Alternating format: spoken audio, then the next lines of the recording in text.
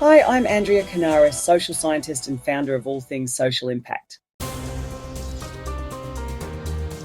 In this session, we'll explore how social impact assessment, or SIA, is applied within the regulatory frameworks of Queensland and New South Wales, two states with distinct yet evolving approaches to managing the social dimensions of major projects. Both jurisdictions have recognised the need to elevate the standard of SIA through clear guidelines, practitioner qualifications, and more rigorous methodologies. We'll begin by unpacking the legislative and policy contexts that shape when and how an SIA is required, particularly for state-significant and large-scale resource projects. From there, we'll step through the general approach and methodology used in SIAs, highlighting how these practices are informed by international standards, local community needs, and the broader regulatory environment. Let's start with Queensland. Here we have legislation, the Strong and Sustainable Resource Communities Act 2017, that dictates when and how a social impact assessment is applied for large resource projects. It defines what is considered large based on thresholds such as the number of operational employees and proximity to nearby regional communities. The purpose of the Act is to ensure that local communities benefit from large resource projects across their full life cycle, from construction through to operation and closure. This framework was introduced following the 2015 parliamentary inquiry into fly-in, fly-out or FIFO workforces, which revealed significant community strain during the boom and bust mining cycles.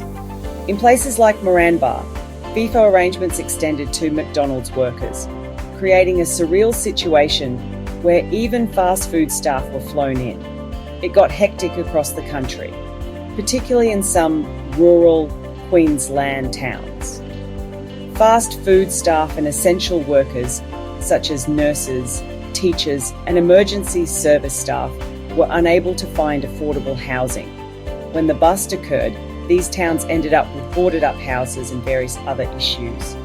The Act seeks to remedy this by ensuring they reap long-term benefits, not just short-term ones, aiming to create a more sustainable and consistent experience for local towns. The Act embeds an employment hierarchy, requiring that the SIA provide for the recruitment of workers for the project that prioritises workers from local and regional communities, followed by workers who will live in regional communities. This is designed to ensure local people can be employed by projects in their region, are not discriminated against, and projects attract workers to live in the regional area to ensure economic benefits are realised locally. When the SSRC Act applies to a project, the Guideline is a statutory document serving as an extension of the Act. However, if a project is not subject to the SSRC Act, then it is a non-statutory guideline, and it is still necessary to follow the Guideline if the project falls under the State Development and Public Works Organisation Act 1971 or the Environmental Protection Act 1994. The Queensland Guideline has two functions.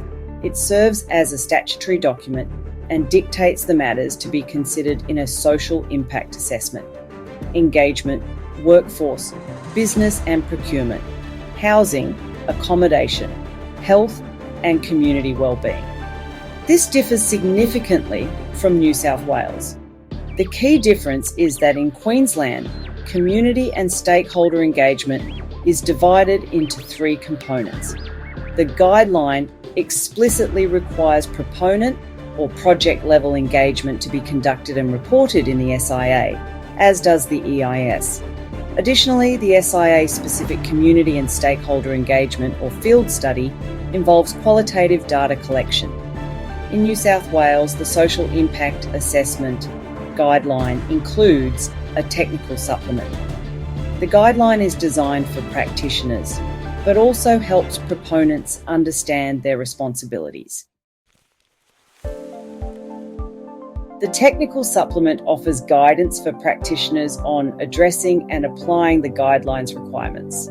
A significant shift in New South Wales is the emphasis on a suitably qualified person. This person must have qualifications in a social science discipline and/or proven experience over multiple years, along with substantial competence in social science research methods and SIA practice. This represents a fundamental shift in how SIA is applied and includes membership in professional organisations such as International Association for Impact Assessment, Environment Institute of Australia and New Zealand, the Planning Institute of Australia, and the Evaluation Society. Both states are pushing for rigour in different ways, but share a commitment to the International Association for Impact Assessment principles and international standards around social impact assessment. Another aspect of the suitably qualified person requirement in New South Wales is that it specifies who can author social impact assessments. This represents a significant change in the industry, as the authorship of an SIA has traditionally been broad. Moving forward, suitably qualified individuals will be required and professional membership will be expected. These changes are influencing the submission of scoping reports and the application of methodologies in both Queensland and New South Wales. The International Association for Impact Assessment principles emphasise a lifecycle approach, beginning as early as the scoping phase. In some cases, this process starts at the pre-feasibility stage.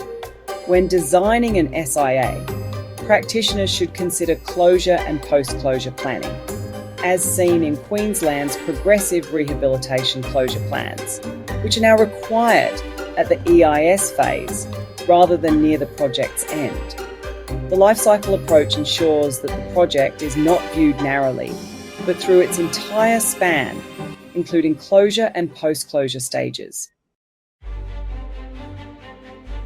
Social impact assessments need to be proportional to the project's nature and scale. This applies geographically as well, which requires determining the realistic spread of impacts. Stakeholder and community participation is essential, ensuring their input informs the understanding of local needs and concerns. Both Queensland and New South Wales emphasise rigour in their guidelines, requiring comprehensive analysis that considers community identification of impacts and the flow-on effects of environmental technical studies, academic research, and evidence-based methodologies. The goal is to make the assessment as objective and evidence-based as possible. Effective management involves enhancing benefits and mitigating negative impacts. This is where social impact management plans play a role. Social impact management plans should align with the life cycle focus and include early discussions on mitigating negative impacts and enhancing benefits. Adaptive monitoring and adjustment are also crucial, utilising action research methodologies to test assumptions and ensure plans are realised on the ground. At a high level, the SIA process includes 4 phases: scoping, data collection, assessment, and reporting. During scoping, practitioners determine the impacts needing investigation and define the SIA study area geographically and demographically. In the data collection phase, the baseline study establishes the pre-project environment. Field studies and data analysis follow, leading to social impact identification. During the assessment phase, impact and benefit assessments are conducted through workshops, ideally involving the client and an independent reviewer to ensure objectivity and validate assumptions. Finally, the reporting phase. The process varies based on the project's risk level. High-risk complex projects should involve experienced practitioners, while low-risk projects may require less stringent qualifications. Minimal impact projects might not require a suitably qualified person, but this determination should be made during scoping. Defining social impacts involves refining definitions based on practice. Common categories include lifestyle, how people live, work, and interact. Community, which encompasses cohesion, sense of place and function, culture that includes shared beliefs, customs and values, and health, both physical and mental.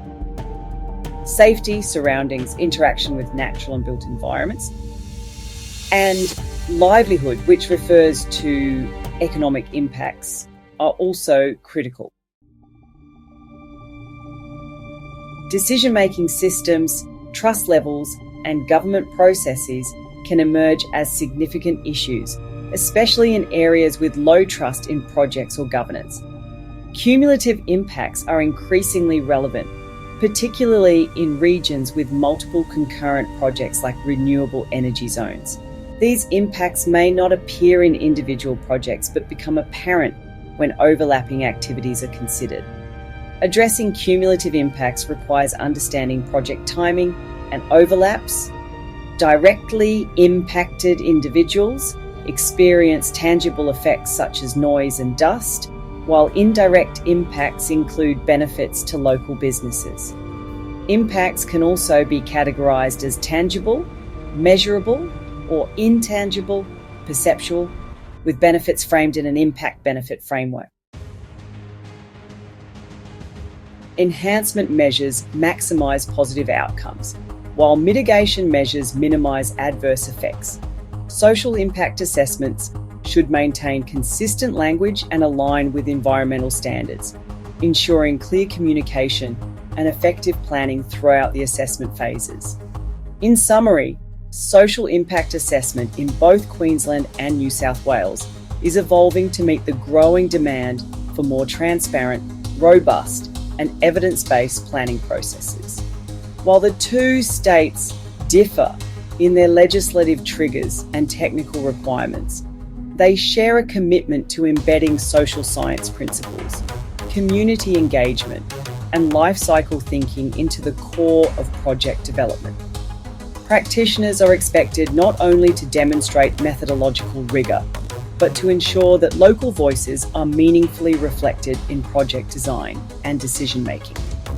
As these frameworks continue to mature, the role of social impact professionals becomes increasingly vital, not just in meeting compliance, but in driving better outcomes for communities, industries, and regions alike.